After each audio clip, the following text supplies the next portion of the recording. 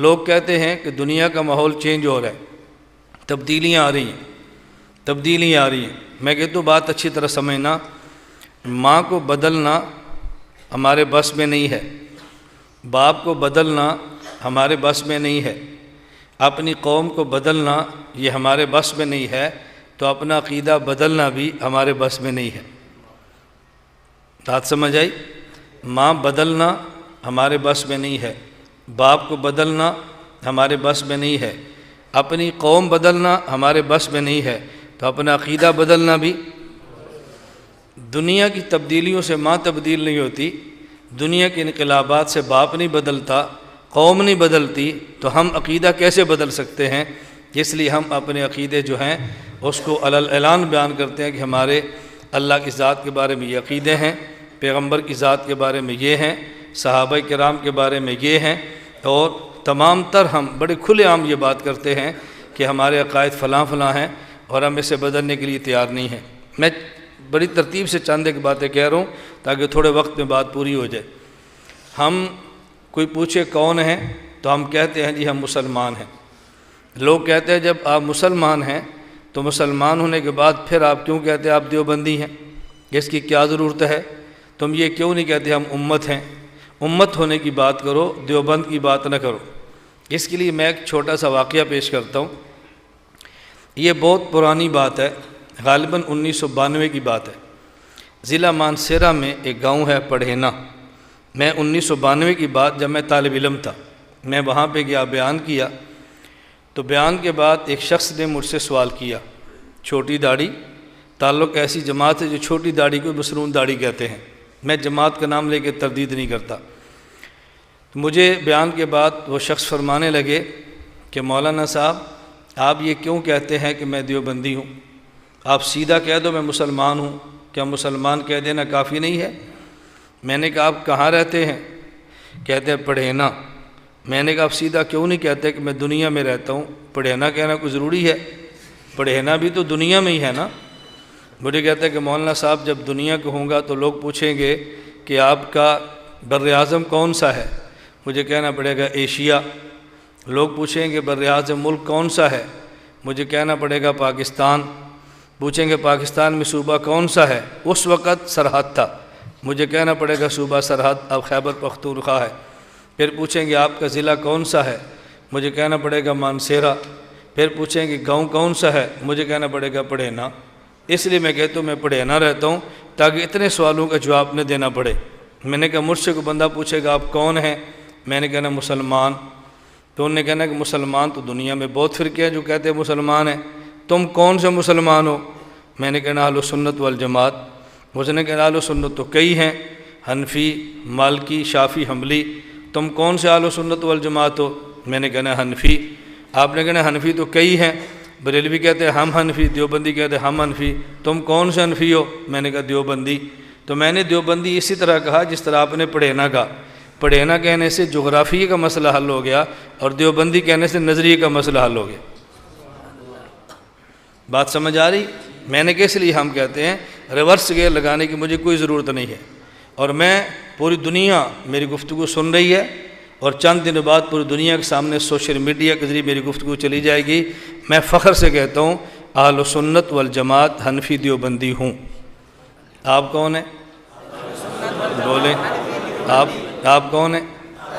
جو آپ میں سے یہ بات کہتا ہے کہ مجھے اہل سنت والجماعت حنفی دیوبندی ہونے پر فخر ہے، اپنا ہاتھ کھڑا کرے۔ جو کہتے ہیں مجھے فخر ہے اپنا ہاتھ کھڑا کرے۔ الحمدللہ۔ بات سمجھ آ رہی؟ ہم ریورس گیئر نہیں لگاتے۔ مجھے لوگ بہت سارے کلپ سناتے ہیں۔ ایک مولانا صاحب کو مجھے کلپ سنا، وہ کہتے ہیں امت بن کے رہو، دیوبند بن کے نہ رہو۔ میں نے کہا مجھے اعتراض نہیں ہے، انہیں کو اپنی مسجد کا نام مدرسۃ الامت رکھیں، مدرسے کا نام مدرسۃ الامت رکھیں۔ بھئی یہ امت کا مدرسہ ہے، مدرسے کا نام آپ نے رکھ لیا ہے، یہ کیوں آپ نے تشخص قائم کیا؟ میں نے کہا جب آپ کا جلسہ یا اجتماع ہو اس میں 2 شیعہ بنائیں، 2 اہل حدیث بنائیں، 2 بریلوی بنائیں، 2 اور بنائیں۔ لوگ پوچھے کیوں؟ کہنا یہ امت کا جلسہ ہے، دیوبندیوں کا نہیں ہے۔ اجتماع ہے تو صرف دیوبند، جلسہ ہے صرف دیوبند، چندہ ہے صرف دیوبند، مدرسہ ہے صرف دیوبند۔ میں نے انہیں کہا کہ اپنے مدرسے میں کچھ بریلوی، کوئی دیوبندی، کچھ اہل حدیث، کچھ شیعہ، سب کو داخل کر لیں۔ لوگ پوچھے کیوں؟ آپ کہنا یہ دیوبند کا مدرسہ نہیں، یہ امت کا مدرسہ ہے۔ سمجھ آ گئی ہے؟ میں یہ کیا داخلہ صرف دیوبند کو؟ میں آپ کی خدمت میں عرض کرتا ہوں، ہمارے پاکستان میں وفاق کتنے ہیں؟ کتنے ہیں؟ دیوبند کا وفاق المدارس العربیہ، جماعت اسلامی کا اپنا وفاق، شیعہ کا اپنا وفاق، بریلویوں کا اپنا وفاق، اہل حدیثوں کا۔ مجھے بتاؤ یہ 5 وفاق میں نے بنائے ہیں؟ بولو تو مجھ پہ الزام کیوں ہے؟ جب یہ الگ شناخت جرم ہے تو آپ 5 وفاق ختم کر دو اور ایک نام دے دو وفاق المسلمین، وفاق الامت۔ میں سمجھو بھی امت کی بات ہو رہی ہے۔ میرا مدرسہ مرکز اہل سنت والجماعت، ان علماء کے علم میں ہے اپنا اپنا مدرسہ۔ میں اپنے مدرسے کی بات کرتا ہوں۔ میرے مدرسے میں فارم آیا، یہ فارم ہم نے پر کیا ہے چونکہ میں وفاق المدارس کے ساتھ ہوں، اور اس میں لکھا ہے الحاق۔ اگر آپ وفاق المدارس سے چاہتے ہیں تو پہلی شرط یہ ہے کہ آپ کے مدرسے کا دیوبندی ہونا شرط ہے۔ پہلی شرط آپ کے مدرسے کا دیوبندی ہونا۔ میں اگر اپنے الحاق فارم میں دیوبندی نہ لکھوں تو مجھے میرے اکابر ماننے کے لیے تیار ہی نہیں ہے، میرا مدرسے کا الحاق ہی نہیں ہوتا۔ اور حیران کن بات یہ ہے کہ گورنمنٹ میرے مدرسے کو قبول نہیں کرے گی کہ تو نے ساتھ دیوبندی کیوں نہیں لکھا۔ تو جب آپ نے شرط لگائی ہے الحاق کے لیے دیوبندی ہونا شرط ہے، تو پھر دنیا کو بتانے میں کیا حرج ہے کہ ہم دیوبند والے ہیں؟ میرا جرم یہ ہے جو لکھتا ہوں وہ کہتا ہوں، اور جو کہتا ہوں وہ لکھتا ہوں۔ یہ ہمارا جرم ہے، جو کہتے ہیں وہ لکھتے ہیں، اور جو لکھتے ہیں وہ ہم کون ہیں؟ اہل سنت والجماعت حنفی دیوبندی۔ ہمیں اس پہ فخر ہے، ہمیں اس کو عیب نہیں سمجھتے، اور اس کی وجہ سمجھنا، اس کی وجہ یہ ہے کہ دیوبند والوں نے ہمیں 2 چیزیں دی ہیں۔ دنیا میں 2 چیزیں انسان کو چاہیے، توجہ رکھیں، دنیا میں 2 چیزیں انسان کو چاہیے۔ پہلی چیز انسان کو نظریہ اور عقیدہ چاہیے تاکہ دنیا، قبر، حشر میں آدمی کو نجات ملے۔ نمبر 2، آدمی کو رہائش کے لیے مکان چاہیے۔ پہلی چیز مکان ہے، مکان کے بعد پانی، مکان کے بعد کپڑے، مکان کے بعد خوراک۔ اگر آپ کے پاس رہنے کے لیے کوئی جگہ ہی نہیں ہے، پانی آپ کیا کریں گے؟ کپڑے آپ کیا کریں گے؟ آپ کو خوراک کو کیا کریں گے؟ تو نجات کے لیے ایک چیز چاہیے نظریہ، اور رہنے کے لیے ایک چیز چاہیے جگہ۔ دیوبند علماء نے ہم پہ 2 احسان کیے ہیں، ہمیں نجات کے لیے نظریہ بھی دیا ہے اور ہمیں رہائش کے لیے پاکستان کا ملک بھی دیا ہے۔ تو میں دیوبند کو کیسے بھول جاؤں؟ ہم کیسے ریورس گیئر لگا لیں؟ ہم کیسے چھوڑ دیں؟ علماء دیوبند نے احسان کیا، نظریہ بھی دیا ہے، اور علماء دیوبند نے احسان کیا کہ ہمیں پاکستان بھی دیا ہے۔ لہٰذا علماء دیوبند نے ہمیں نظریہ دیا، ہم اس نظریے کا تحفظ دلائل سے کریں گے۔ ہمیں پاکستان رہنے کے لیے دیا، ہم خون کا آخری قطرہ دے کر بھی پاکستان کی حفاظت کریں گے انشاءاللہ۔ ہم اس نظریے میں ہونے والا فساد بھی برداشت نہیں کرتے، اور اس ملک میں ہونے والا فساد بھی برداشت نہیں کرتے۔ نہ ہم نظریاتی خانہ جنگی کا قائل ہیں، اور نہ ہی ہم جغرافی اور ملکی خانہ جنگی کے قائل ہیں۔ یہ میں بات ٹھیک کہہ رہا ہوں یا غلط کہہ رہا ہوں؟ اس لیے میں نے کہا اہل سنت والجماعت حنفی دیوبندی ہے۔ یہ ان دنوں میں ایک فضا پوری دنیا میں چل رہی ہے، جو میڈیا میں آتا ہے، جو کلپ بناتا ہے، جو سوشل میڈیا میں آتا ہے، دیوبندی مت کہو، دیوبندی مت کہو۔ میں نے کہا پھر کیا کہیں؟ بتاؤ مجھے، بتاؤ۔ رسول اللہ صلی اللہ علیہ وسلم کی امت کی 2 قسمیں ہیں۔ ہمارے بھی سوال ہیں، ہم دلیل سے بات کرتے ہیں، اس کے جواب دو۔ رسول اللہ صلی اللہ علیہ وسلم کی امت کی 2 قسمیں ہیں، ایک وہ جس نے حضور کو مانا، اور ایک وہ جس نے حضور کو، جس نے پیغمبر کو مانا اور کلمہ پڑھا اسے کہتے ہیں امت اجابت، اور جس نے کلمہ پڑھا نہیں پڑھا اور نبوت کو نہیں مانا اسے کہتے ہیں امت۔ آپ کہتے ہیں امت بن کے جیو۔ پھر اگلا سوال ہوگا کون سی امت، امت اجابت یا امت دعوت؟ اب ایک لفظ اور بڑھاؤ، ہم امت اجابت ہے۔ پھر امت اجابت تو ٹکڑوں میں بڑی بڑی ہے، تمہیں تو مسلمان لوگ ماننے کے لیے تیار نہیں ہے، وہ کہیں کہ تم امت دعوت ہو، تم کم امت اجابت ہے، پھر لڑائی شروع ہوگی۔ اس لیے سیدھی سی بات کرو، ہم مسلمان بھی ہیں، ہم سنی بھی ہیں، ہم حنفی بھی ہیں اور ہم دیوبندی بھی ہیں۔ یہ جو ریورس گیئر لگا ہے، یہ جو ہم نے بیک گیئر لگائے ہیں، اس کی وجہ بہت سارے حضرات کو خدشہ یہ ہے ہم خود کو دیوبندی کہیں گے تو ہم مسائل کا شکار ہوں گے۔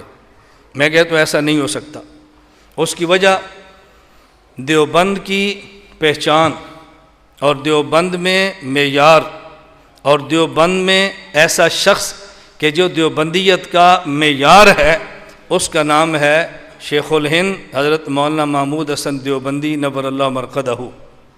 یہ بنیاد اور معیار ہے وہ شخص دیوبندیت کے لیے۔ آپ اس کو پڑھ لیں تو آپ کے پاس پاکستان میں رہتے ہوئے مسائل پیدا نہیں ہوں گے۔ اگر مسائل پیدا ہوں گے تو شیخ الہند نے مسائل کا حل بھی دیا ہے، وہ مسائل آپ کے حل بھی ہو جائیں گے انشاءاللہ۔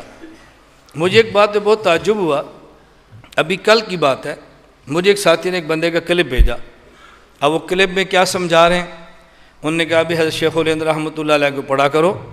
حضرت شیخ الہند نے طویل زندگی 3 سال کی جیل کاٹی، باہر تشریف لائے تو فرمایا میں تجربے کی بنیاد پہ کہتا ہوں 2 کام سے امت تباہ ہوئی ہے، لہذا 2 چیزوں کا خیال کرو۔ نمبر 1، امت تباہ ہوئی ہے قرآن سے دور رہنے کی وجہ سے۔ نمبر 2، امت تباہ ہوئی ہے قرآن کریم آپس میں اختلاف کی وجہ سے۔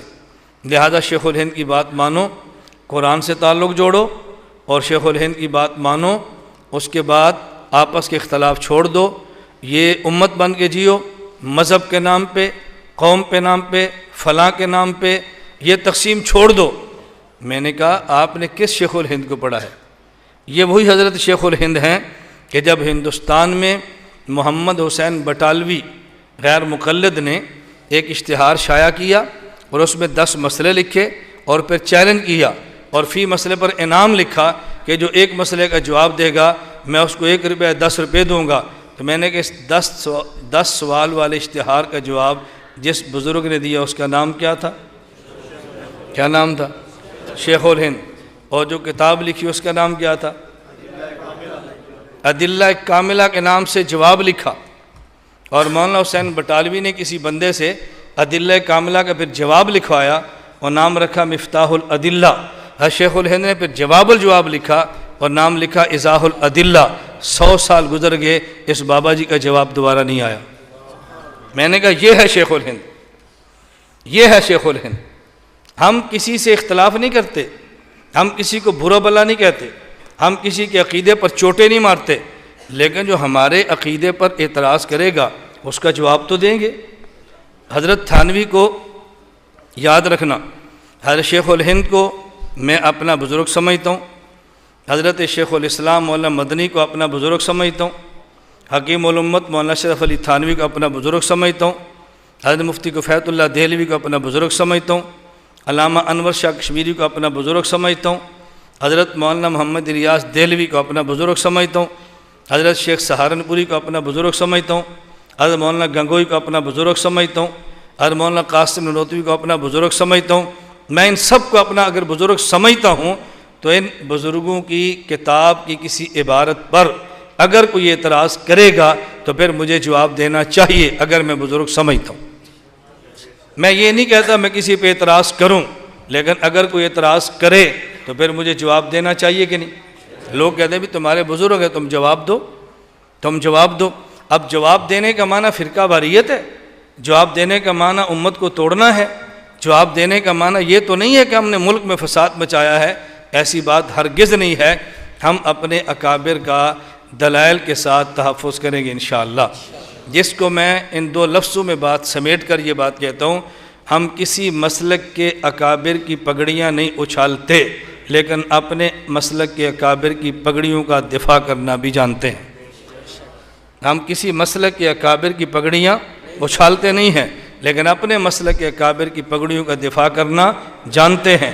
کسی مسلک کے اکابر کی پگڑیاں اچھالنا یہ غلط ہے، لیکن اپنے اکابر کی پگڑیوں کا دفاع کرنا یہ غلط نہیں ہے، یہ صحیح ترین ہے۔